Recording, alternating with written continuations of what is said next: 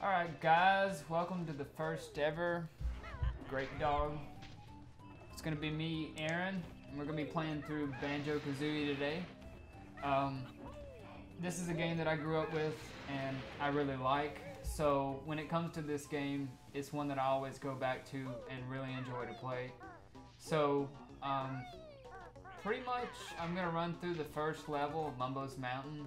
And if you guys like this, and I can get at least 35 of you to maybe like, maybe share it, then I'll do more if this is something you guys want to see. So I'm going to go ahead and get started. And I'm going to have to delete a file more than likely. So let's see. I'm going to go with this second one and delete it. Alright, yes, press A. Yep, alright, we're going to go ahead and delete this one and start a new game. So, this game takes place in Spiral Mountain, for those of you that don't know. And it follows Banjo, and it follows his story where he tries to rescue his sister. For some reason, he lives next to this evil witch. And when he chose his house, I have no idea why he chose it.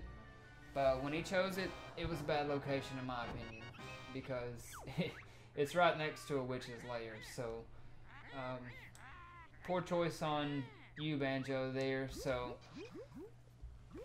alright, so I'm going to go ahead and try to skip this. I think I can. I think it's like Z and B. Yeah, there we go. I'm also going to skip over this. I'm going to have to listen to his dialogue, so I'm going to hold down the buttons and skip over this. Come on, let's get into the gameplay, what people want to see here. Alright. Blah blah blah blah. Oh, no.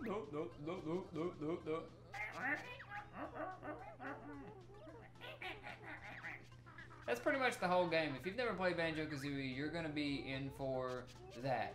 There is no real dialogue you have to read. It's going to be like anime subtitles all over the time, but mostly you're going to have to listen to those noises. They're not too bad. Alright, so here we go. I'm going to take my moves, and I'm going to go and grab the 1-up that's on his chimney. A lot of people miss it because you can't really see it up there, but you know, as a kid I explored this game as full as I could. And I found a lot of stuff, and I just go and grab the things that I remember so I won't forget them when a level starts. So, pretty much the gist of this game, if you play through normally and get all your moves, you have to stop at all those molehills, which I'll stop at one later and show you what I'm talking about. It's like the first molehill, except for every time you stop at one, you'd have to learn a new move and then give you a little jingle that you got it right. But right now I'm just going to grab the 6 honeycombs that are in the Spiral Mountain overworld and just head straight for the first level, which is Mumbo's Mountain. And, you know, this game, along with a lot of the ones Rare did, was a really good game. A lot of their games were collectathons, but for some reason this was the golden age of games and a lot of people really enjoyed collecting. For example, you got Mario 64, Donkey Kong 64, you got Diddy Kong Racing, Conker's Bad Fur Day, Donkey Kong Country. Every single one of them have Rare's name on it, except for Mario 64, but they were collaboration with Nintendo, so I'm sure that Mario had some type of influence on this game, because this game started off as Project Dream with a boy named Edison, and when the Super Nintendo was going out, and almost got hit by that onion, when the Super Nintendo was going out, they decided to bring in the project over to the N64. This molehill right here, you'd have to stop at this, learn the move, and then do it like this, and then after you did it the 4th time, it would play a jingle, and then you'd grab the honeycomb. But when they ported the game over, they decided to keep a few assets from it, and then for some reason they just scrapped Edison and brought Banjo in, who was a secondary character at the time. Then they added Kazooie. And somewhere around this time, they also was developing Diddy Kong Racing, so they took their new character here, Banjo, and they knew he was going to be the main character of this game, and they threw him in Donkey Kong or Diddy Kong Racing, and that's pretty much where he started was on that game. There was no Kazooie, of course, and that must have been an afterthought after they put him in Diddy Kong Racing, which is cool. This was one of the first games I can remember with a dynamic like this. I mean, 8 Eyes for the NES had a Hawk-type character or a companion character, but other than that, I can't think of a duo game off the top of my head right now, but it's hard to also focus and play this game and talk, so I'm gonna just go straight up. I got all 6. I'm gonna try to take this shortcut. Maybe I'll nail it. Maybe I will. Yeah, I got it. Okay. So, with this, a lot of people jump over this molehill here. I can't do it. I'm just gonna trigger it. A lot of people know where the box is, and they can trigger it when they want to, and I can't. So, I'm not even gonna attempt it. I'm just gonna keep on going, and hopefully y'all all be fine with that. So here we go. We're going straight in, and the witch didn't really put a lot of effort into making sure that you couldn't get to her.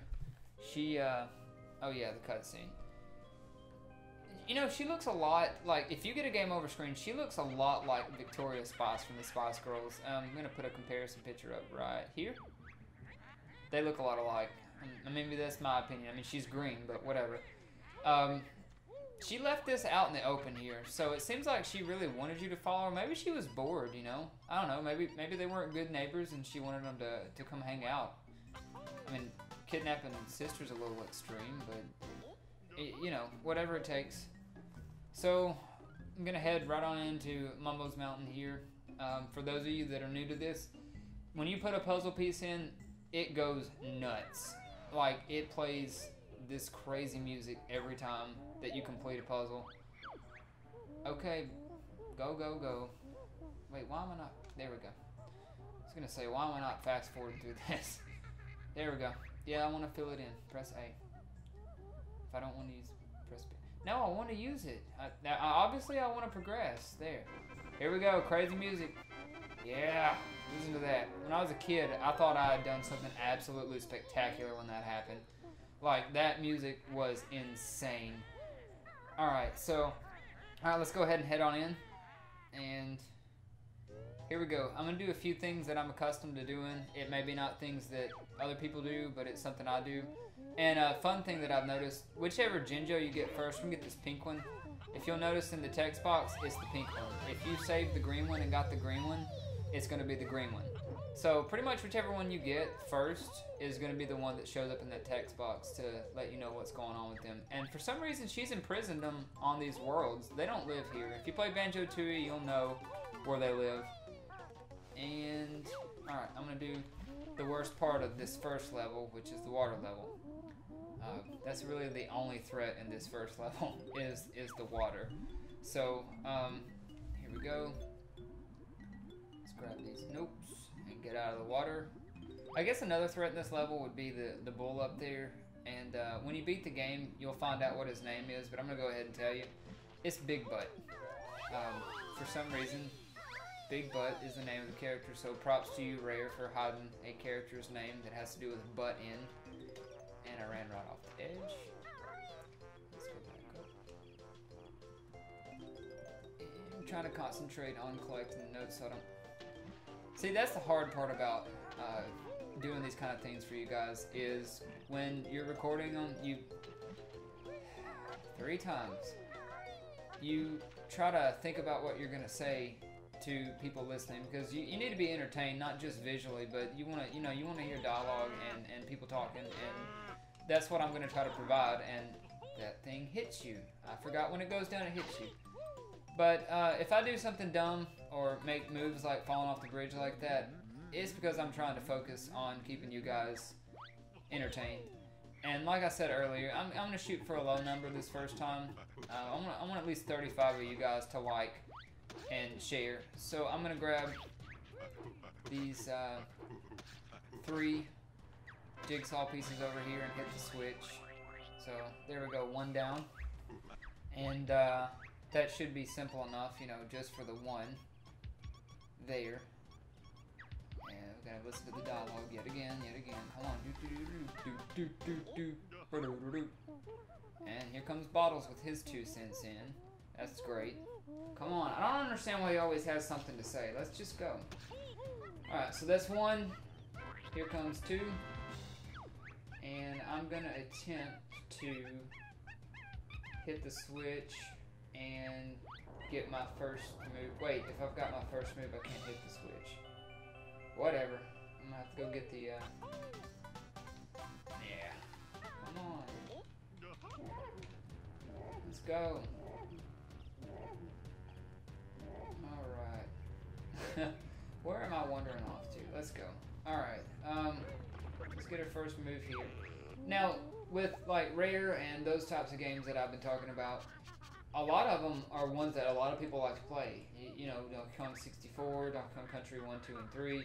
Those games are games that people constantly rebuy or have or try to collect complete in box because Rare really took their time and really put effort into these games. And that's what's so exciting about these games to come back to is because they age really well. They're really fun. Visually, they're nice. I mean, of course, Banjo Kazooie is not the best in the world, but Donkey Kong Country 1, 2, and 3, they looked great. And I already said that I can't do that yet. I don't have the move, so I'll have to come back to that. Hopefully I won't forget that before I leave, because I really don't. I don't enjoy turning into the animals in the first one. The second one, it's fun. Let's go ahead and grab this third one here.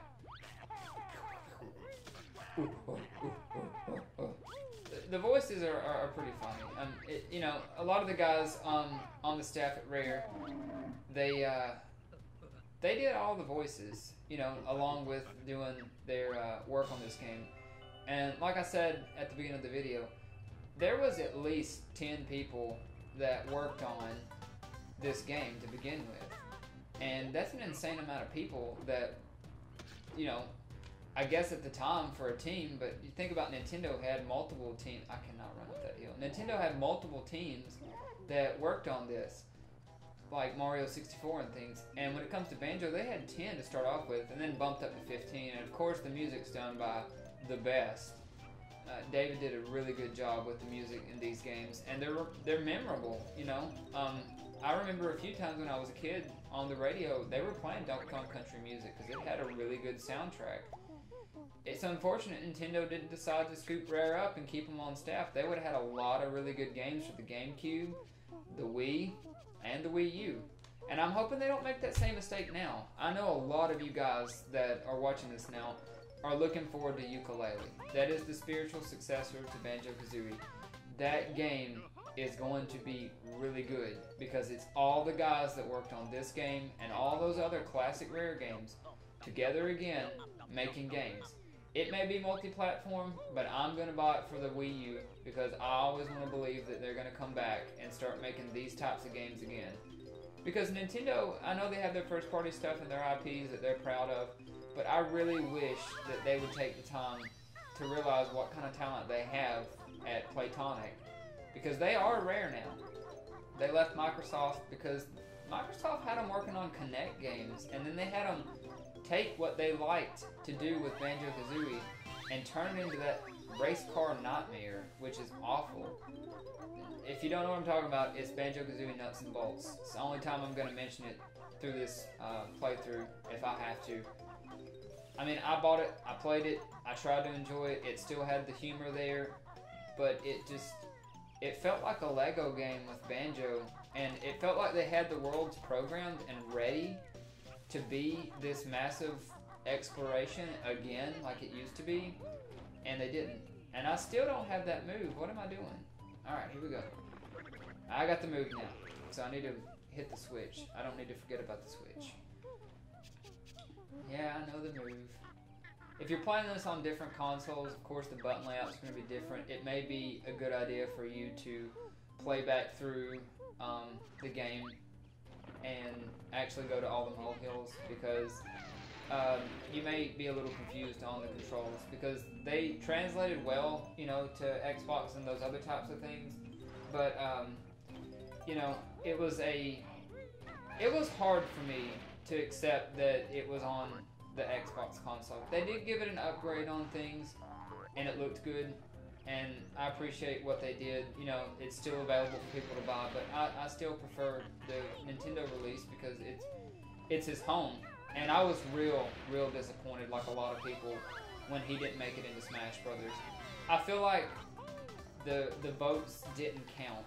And when I say that, I don't mean Sakurai was biased. I mean, he was with his Fire Emblem characters. He loves Fire Emblem. Everybody in Japan loves Fire Emblem. That's a fact. But when it comes to the winner, Bayonetta, yeah, she's recognizable. You tell me Banjo Kazooie is not recognizable. It had commercials.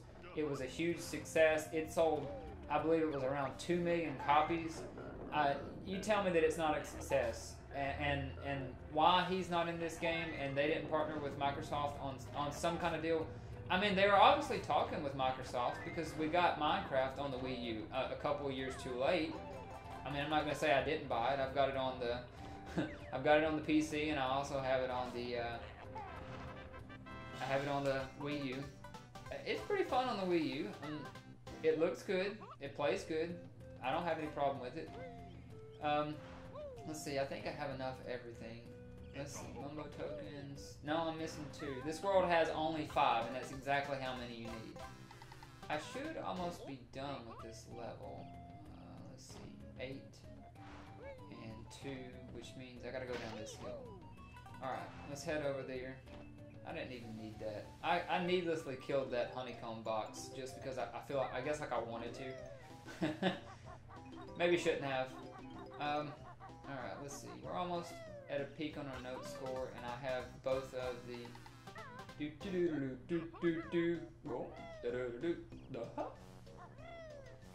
I love that. I'm glad that they changed it in Banjo Tooie though. It did get a little bit monotonous in this game. You got 100 of those things and you hear that thing 100 times. If you don't save, you're gonna hear it more than 100 times. Alright, there we go. I forgot the one at the very start of the level. Are you kidding me? Alright. Let's see. I think that's everything. I think I'm ready for the termite now. Just change into the termite and go. I feel like I'm forgetting something. Okay, yeah, there's 6 more notes in the termite hill. Let's go ahead and get this out of the way. Mumbo, the shaman in again can help Banjo and Fruity Feathers win. Mumbo magic tokens, Shiba reach 5 tokens. And Mumbo will help you. I imagine that's what he sounds like. I know I don't have enough. There's a sign there and it's spinning down there. I got this. Thanks, Mumbo. Alright, 4. These are just eggs. I'm gonna go ahead and get them. I think I can hold 50 right now.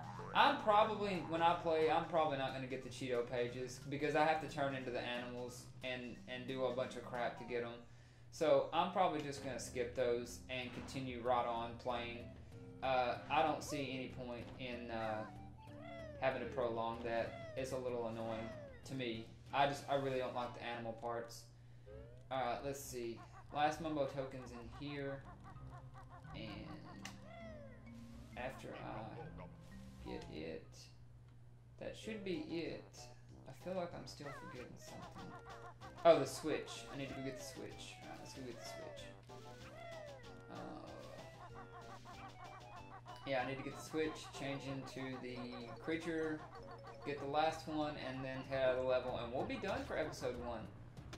That's surprisingly fast, guys. I don't know, I feel like the level is, it feels like it gets shorter every time I play it. I don't know, maybe that's my own personal thing, but, you know, it could just be, I played it so many times. Alright, so that should be the second one out in the level there, if I'm not mistaken. Look at him throwing oranges at me again. I beat you thoroughly. Not once, not twice, but 3 times. I took your orange, I took your jigsaw piece, and then I shot you and took your stuff there. There is absolutely nothing that you can do now. Alright, so I'm going to check my stuff here. Alright, let's see. Yeah, that's everything. I'm going to go and do the last thing I have to do, which is, of course, turn into the termite, which I don't want to do. Go into the termite's hut, and then head out of the level, and that's going to be it, guys. So, like I said, if you guys like this kind of thing, and you like dialogue, I think next couple times, if you want to see more playthroughs, I'll have other people on and carry on the conversation. But like I said, this is going to what your guys' reactions are to this type of thing. And there's plenty of Banjo Kazooie playthrough out there, but you know, we're just wanting to do stuff that we like to do, and I know it's already been done, but you know, I don't feel like that should stop us from doing games that we want to play, even if it's stuff that people's already played. And like we said in the introduction video, guys, we're gonna do what you guys want to see, what you're interested in, kind of just a mix of everything. You know, there's lots of different channels to get stuff on. And, you know, it's never bad to have multiple channels that you watch things on. But there's a lot of the YouTube channels that I like to watch. And that's another example of falling off when I'm trying to get into a thought with you guys. A lot of people really do like to see multiple things. And that's why we're going to do a variety of things. Because we already do this stuff anyway. We enjoy cooking. We really like to go to the conventions. And that's part of our job. 100 notes. Listen to that music. Alright, thank you, Bottles. Is he just, like, always there? Is he just always watching? He's like Professor Oak in Pokemon. Now's not the time to use that. You were close. That's what I feel like, is he's Professor Oak. Alright, grab that. You know, it's not even gonna matter, because I'm gonna lose all those when I save the game anyway. Alright, 10 of 10. There we go. Listen to that music. That lets you know you've completed it. Every time you hear that, that's the last note, not the last note. That's the last jigsaw piece you gotta get for that level. Alright, I'm gonna go ahead and head out. Alright guys, that's, pretty sure that's 100% complete on Mumbo's Mountain. Last thing I gotta get before, I let you guys go for this episode is the one on top. As long as you get 100 notes within the level before you leave it, you're gold. You don't have to collect the notes again. You just worry about the honeycombs and the jigsaw pieces. So I usually like to go after the notes first in the harder levels, like Rust Bucket Bay. Alright, that's 2. So, shut up, Ant. Let's see. I think that's it for this video. Like I said, let me just go ahead and check my totals. That way I don't leave you guys hanging on. Good grief. Alright, let me go ahead and check my totals. And, alright, 2, 2, and 10, 10. Yeah, okay, that's it. That's going to wrap it up this time, guys. Make sure you like, subscribe, and stay tuned to Grapedog. And if this is something you guys want to see, please let me know. At least 35 likes and share it with people. And, you know, when I come back next time, we're going to tackle Treasure Trove Cove, if that's what you guys want to see. So, as always, make sure you enjoy what we do, because that's what we hope to promote to you, is a good channel with quality stuff. Later.